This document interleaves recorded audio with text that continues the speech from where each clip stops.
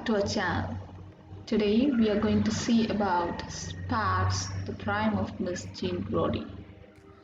Spark is a British novelist, a short story writer, poet, and essayist. She had been active in the field of creative writing since 1950.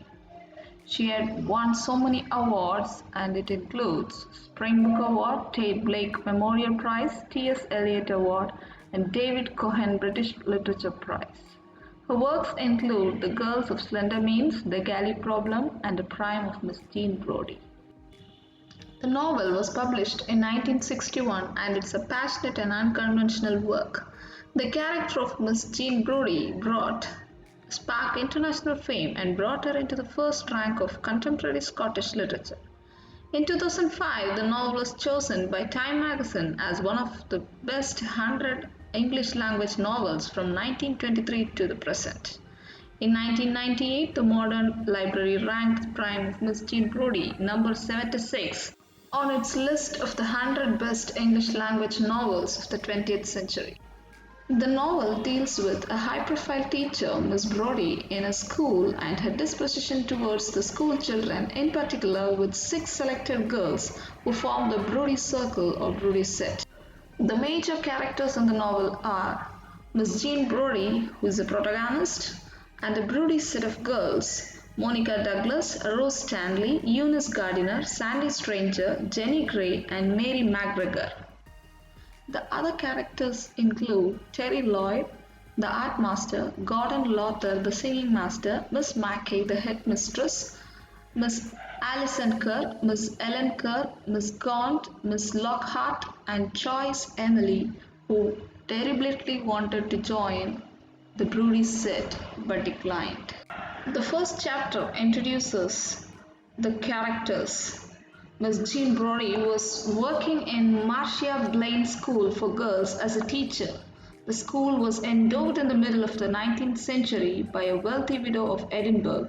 The school comprised girls of all sorts. It was compulsory for the girls to wear hats, but some girls who were called the Brodie set had their own ways of wearing the hats. These girls were favorites of Brodie. Each one was famous for a particular skill. As the novelist narrates, Monica Douglas was an expert in mathematics, Rose Stanley was famous for sex, Eunice Gardiner for her sprightly gymnastics and glamorous swimming, Sandy Stranger was famous for her vowel sounds, Jenny Gray a graceful girl for acting, Mary McGregor was famous for her silent behavior. Mary had a rich friend called Joyce Emily, who deliberately couldn't join the Brodie set. She was not to be admitted in any school. At last she found her berth in Blaine School. All these girls were around 16 years of age, but Emily always identified herself with the Brodie set. The boys of the nearby school were the attraction of these girls. Miss Brodie took pride in these Brodie set of girls, and she could mold any girl into anything, and she often used to say that they were the cream of the cream. She often remarked, "Give me a girl at an impressionable age and she's mine for life." The Brodie set used to smile and enjoy whatever was said by Miss Brodie. Miss Brodie reminded the girls that theirs was the prime of youth, which was very valuable. She used to teach all subjects in a very lively way with interesting anecdotes. Her own life used to be an example for some time. Sandy used to observe occasional changes in the body of Miss Brodie. The girls could not understand these. Miss Brodie always reminded the girls that they should think about the prime of the youth, whatever age they would cross in their life. Once she narrated how she spent her summer. She also explained how a young man loved her, and before she could respond to his love, the young man died. The narration evoked the sympathy of the girls. Some girls shed tears, some sobbed, and some wiped their eyes with their handkerchiefs. When Miss Brodie was narrating this incident, the headmistress, Miss Mackay, came there and found the girls in a different mood. She asked Brodie what was going on. Brodie said that she was teaching a history lesson. The headmistress asked the girls not to be very emotional for historical matters. She asked the girls to be hardworking and score high marks in the examinations. In the second chapter, we find Sandy recollecting how she celebrated her 10th birthday. All her friends were invited. There was so much of ice cream. There were Jenny and other friends from her class. They were discussing how their art master became a father. They were inquisitive how one could become a father or mother. The girls narrated their own ideas. At that time, Sandy's mother entered the room. Sandy did not like her mother's presence. She had also brought with her Jenny's mother. Sandy told them to keep them alone. She asked her not to spoil their enjoyment. After the celebrations, Sandy and Jenny were thinking about Miss Brodie's lover who died in the war. He was Hugh. They imagined that he came to the school in search of Brodie. The headmistress told him that Brodie started loving another man. Dejected, he went up to a mountain top, and these girls went there to reveal the truth. Now their discussion hovered around sex. They also posed questions as to whether Brodie had any child. They hated the idea of intercourse. They wanted to marry men of Puritan character. They attended their classes. Whenever the girls were off color, Brodie asked them to look at Mona Lisa's picture hung on the wall to get inspiration. The music class gave them real spirit. The music master, Mr. Lothar, was an interesting person. Mr. Lothar was small with a long body and short legs. The girls were enjoying more his physical features than his musical talents. Miss Brodie again reminded the girls of their prime. She said one should not forsake the prime even if there would be a very good proposal. Sandy was very much attracted to the science classes as there were colored solutions, glasswares, etc. The science teacher, Lockhart, dressed very impressively. Under the pretext of removing the ink stains on her dress, Sandy used to visit the science rooms frequently. Sandy was recollecting all these happy memories. She shared these with her friend Jenny. She said to Jenny, the school days were supposed to be the happiest days of life. They discussed how they felt in Miss Brodie's class. Miss Brodie asked the girls who had their dresses stained with ink to go to the science rooms for removing the stains. She wanted to keep up decorum even in dress and earn good name. Children should not be drawn towards science. The first thing should be arts and religion. She insisted on the girls all these aspects very often. Miss Brodie said, art is greater than science. Art comes first and then science. The girls were recounting their past as to how they spent their evening in Brodie's flat. Eunice, after 28 years, recollects Miss Brodie's class and explains it to her doctor husband. Those young days were unforgettable.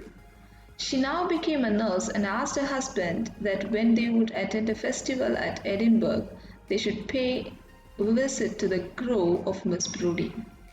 When her husband asked about the details of the last days of Miss Brodie, Eunice explained that the headmistress of the school and most of the staff members did not like Miss Brodie.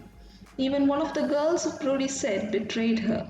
Thus Miss Brodie was removed from the school. She went on recollecting how those young girls were taken on a study tour to see the historical monuments and other interests. They went to an old town in a group. Miss Brodie was giving instructions as to how they should conduct themselves in new places. Those incidents left undeniable marks in the minds of the girls. Sandy and Mary were the two girls who enjoyed much in the excursion. Miss Brodie often reminded that Edinburgh was simply incomparable. Eunice also recollected how Miss Brodie would attend religious classes in the evenings in universities. Girls were asked to adhere to religion very strictly, though there was some talk honest people did not believe in God. Miss Brodie would take with her Sandy and Rose whenever she met the headmistress, Miss Mackay. The headmistress used to question them about Miss Brodie's way of instruction. Miss Brodie used to reprimand Rose, who always fancied for motor cars. She thought motor cars were the symbols of men, as Rose was always toying with sex.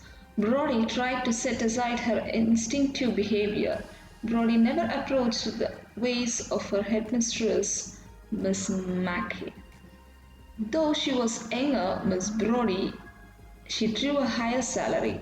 She did not reflect her efficiency. They came across so many people asking for dolls and they found children crying. Jenny started crying on seeing them. Miss Brodie suggested as unemployment was wiped out in Italy, England should also do something so that all such people would not live in the streets. The girls were very much convinced and they asked Brodie whether they could do anything for them. Brodie said that he could arrange for special prayers for these helpless people. The third chapter introduces Miss Brodie returning from foreign trip on a vacation. She would describe the places she had seen, the interesting anecdotes, and so on. She told the girls how literary figures like Rossetti, Swinburne, and A. Milne, etc., induced in her a loyal spirit for the English language. The girls were asked to feel at their hearts the service rendered by these architects of English language. She also narrated critically how an American was speaking nasally. Soon the headmistress intruded into the classroom, much to the dislike of Miss Brodie. As usual, she came there to remind the girls of academic responsibilities and their future assignments. She asked the girls to write essays as how they spent.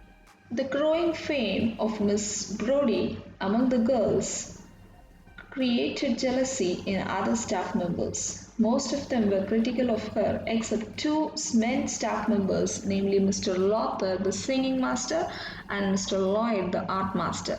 There were no men staffs. They were kind and cooperative with Miss Brodie, but their kindness was not with any purpose. They had little infatuation for Miss Brodie.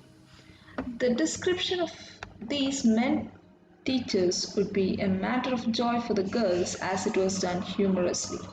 The art master spoke with a hoarse voice as if he had bronchitis all the time.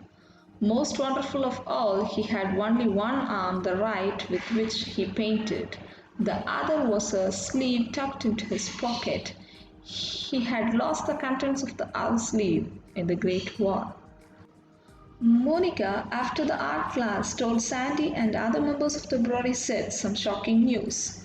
She told them that she saw Mr. Lloyd kissing Miss Brodie in his room.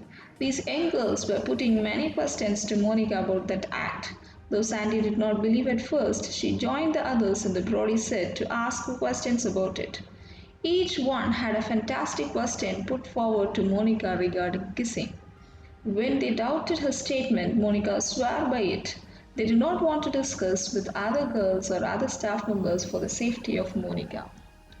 From then on, they had been watching Miss Brodie very carefully. Rose went to the extent of saying that they would have had physical intimacy. They also believed if they had gone to that level, Miss Brodie's stomach would start bulging. Though there were a lot of changes in Miss Brodie, they found her stomach as flat as ever. They charged Monica with telling a lie. When Sandy met Miss Brodie after many years, after Miss Brodie retired, Miss Brodie revealed to her that in her prime she was in love with Mr. Lloyd and he kissed her in his room. But she was not serious about the love affair as she thought that would spoil her prime. Miss Brodie revealed it after more than 20 years. Now it was 1950s. Miss Brodie looked very weak. She could not live long. Sandy recollected how Brodie said enjoyed another unfounded matter about Miss Brodie's love affair with Mr. Lothar. Jenny narrated their love affair with a fine concoction as to make the girls of the Brodie set believe it. Miss Brodie divulged to Sandy who was seated opposite to her in the hotel in the hill station, that what she heard in her school days about Miss Brodie's affairs with Mr. Lothar was true. Miss Brodie did have an affair in her prime with Mr. Lothar. But Miss Brodie was indignant over Brodie's set. She told Sandy that someone in the Brodie set betrayed her. She had a fall because of it. She asked whether Mary or Rose betrayed her. Sandy was listening to her silently. Sandy remembered how Miss Brodie was against modern forms of education. Once Sandy and Jenny were taken out by Jenny's aunt to a small town of Crail on the coast of Fife. They were discussing whether they would make a monumental work for the love affair of Miss Brodie and Lothar by writing an imaginary love letter that would pay a fitting tribute to Miss Brodie. They wrote a very interesting letter bringing in all the sensual instincts. The letter purposed Brodie to Mr. Lothar explained that she could not be his wife as she was drawn towards Lloyd, but the girls wrote in such a manner that Miss Brodie enjoyed the intimacy of Lothar. They did not want to throw the letter into the sea or bury it in the sands, but they kept it there. In the next chapter, we find the girls in the senior school. They were busy with the timetable, new classrooms, new teachers, etc. There was Miss Lockhart, the science teacher. The girls from junior school who opted for modern side and classical side in curriculum had been assigned the subjects respectively. The Brodie set really longed for something in the new school. They felt the absence of a particular thing. Sandy recollected how in the laboratory Mary was engulfed in fire because of some accident. Mary had to die as a result of the fire accident, which left an indelible mark in the minds of the Brodie set. After the incident, when Miss Mackay, who could not be successful in laying a trap for Miss Brodie with the help of Mary, now turned to other girls in the Brodie set to hook Miss Brodie. In the senior school, the headmistress divided the schoolgirls in different groups called houses, and the Brodie girls were split and each put in a separate house and instructed that each house should work hard in every field in the school and bring laurels, competing with one another. Though Miss Mackay distributed the Brodie set in different houses, Miss Brodie effected a common strand running around these girls. On a Saturday afternoon, Miss Brodie, as usual, had her tea with her girls. Each one of them was asked to narrate her experience in the new school. There were also newer girls who had Mr. Lothar the previous week. Rose remembered once Lothar how he dropped a saucer which was used to explain lunar eclipse after he found the girls very uncontrollable. He used Rose to pick up it. You with the profile, pick this up.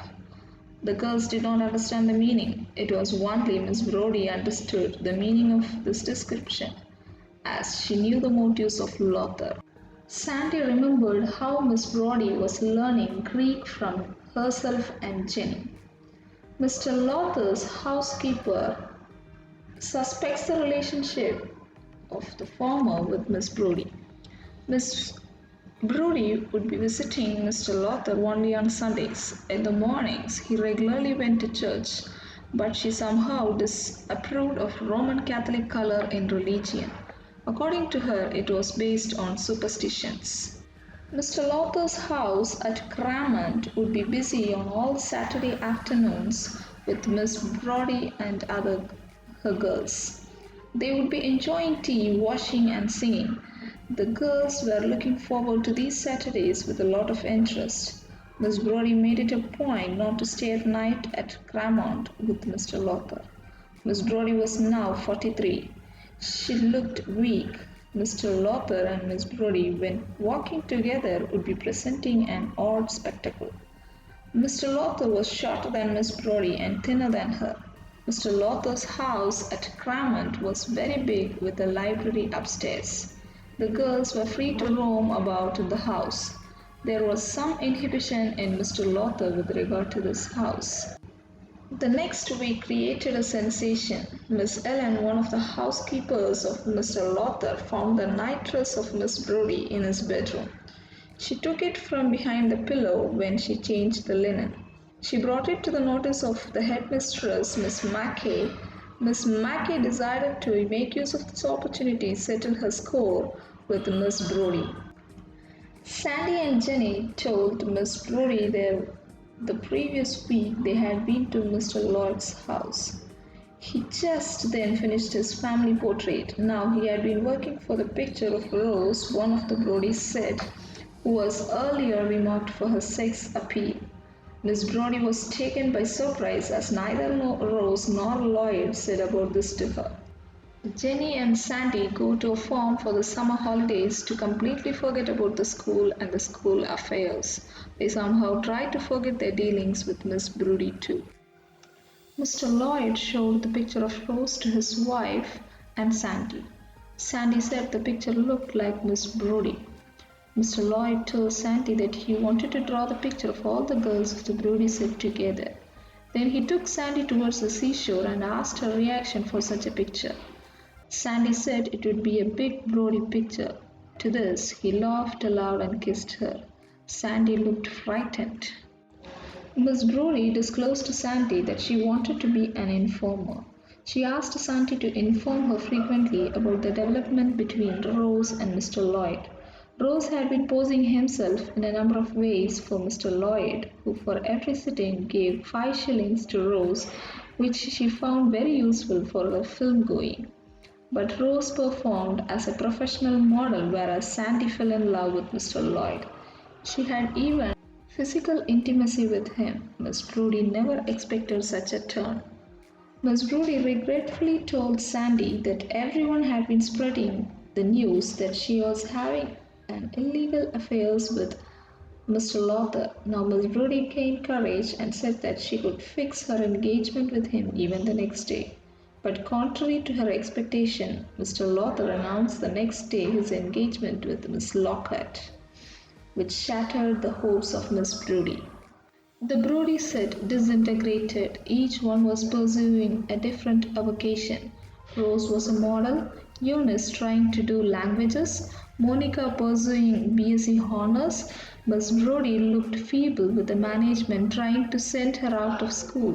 Miss Brodie was constantly saying that Rose would be loving the art master. Sandy, on listening to such frequent remarks, came to the conclusion that Miss Brodie was finding her sexual gratification with the art master Mr. Lloyd through proxy. Sandy witnessed the art master drawing the nude picture of Rose. This news reached Miss Brodie. She felt very happy. She assumed that they had become lovers. It was the last year for the Brodie set in school, and that summer Miss Brodie had been to Germany and Austria. In the meantime, Mrs. Lloyd took her children to the country. The house was empty. Mr. Lloyd was interested in setting an exhibition of arts, quitting his job in school. He vigorously drew pictures of Rose and Sandy, but whatever he drew, there was an impression of Miss Brodie. Even Sandy asked him about it, to which he said he was helpless. Sandy became very close to the art master. They had very deep intimacy. Sometimes she slept with him as the empty house provided a lot of freedom for them. Rose also enjoyed them, some time for modeling and some time for sex. As soon as Miss Brodie returned, she asked Sandy first about the love affair of Rose and Mr. Lloyd without realizing that Sandy was in deep love with him. Sandy wondered if Miss Brodie was a lesbian and was infatuated with Rose.